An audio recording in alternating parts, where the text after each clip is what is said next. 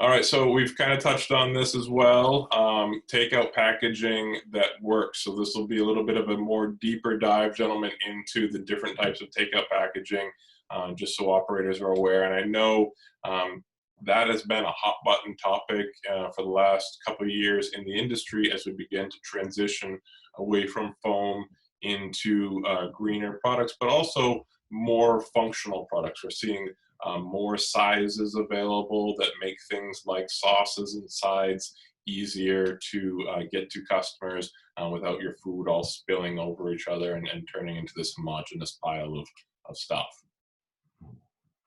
Yeah, so you know, foam containers have been banned all over the place, and from an environmental standpoint, but from a practical standpoint, now, there is a cost benefit to buying a foam container, and I'm not saying a foam container isn't the right product for whatever you're trying to sell.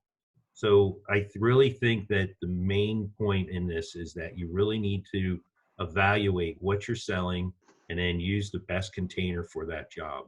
There's no universal container that I could tell you that this one's the works the best, because it really depends on what you're trying to sell. And like I said, so foam containers might be the right choice. The one thing that you have to consider, though, is your food will definitely be traveling.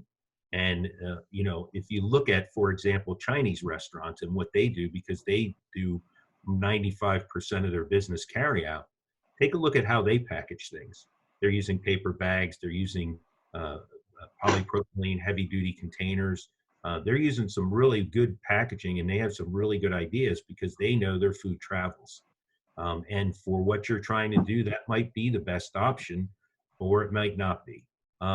There's been containers that have come out that offer, it's almost like you're eating a meal. When you take the lid off and you tear it off, the lid has a perforation and it will tear off, and you're able to almost eat that as what you are, as a plate and as a meal. So you have containers like that.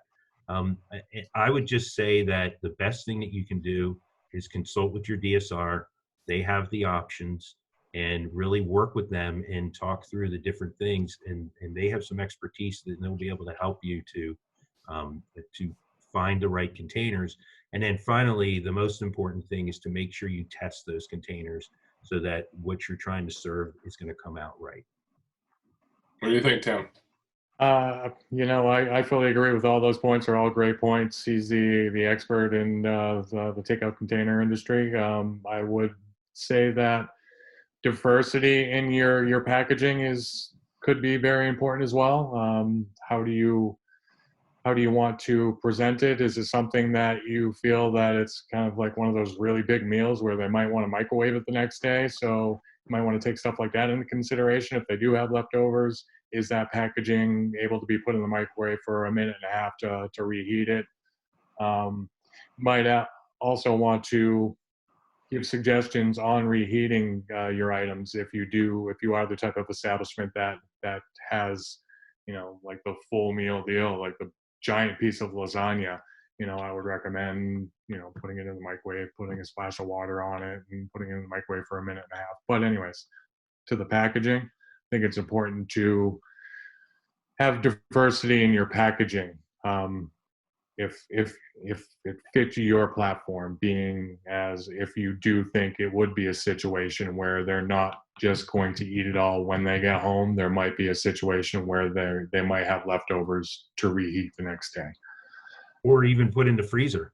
So if you're selling a lasagna and you put it in a container, and you think that that's going to go home and go in the freezer, then you want to make sure that container will hold up in the freezer. So it's considerations like that. I can't really give you a solid recommendation on anything right now, because it all really depends on what you're trying to do. But like I said, that's where your DSR becomes a really valuable resource.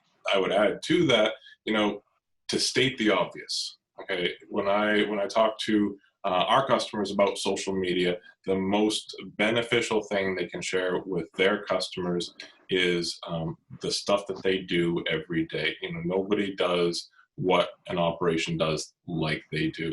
And when you are sending out your takeout packaging, to Tim's point, provide instructions if there are reheat instructions. If certain ingredients go together, if you're reassembling a dish and you've sent the individual things, that's great.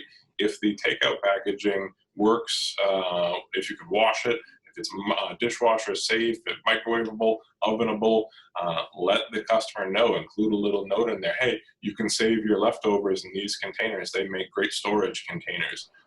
Those little tidbits, while they might seem obvious, because you said them to the customer, because you put that in a note that went into the packaging, that you've now given that customer a gift. You've now given them some knowledge, and you've made them feel like, wow, they really care about me. I'm glad I ordered from this company. And it seems like it's such a small thing, but I promise you it goes such a long way to just be open and honest. And sometimes stating the obvious has a good effect.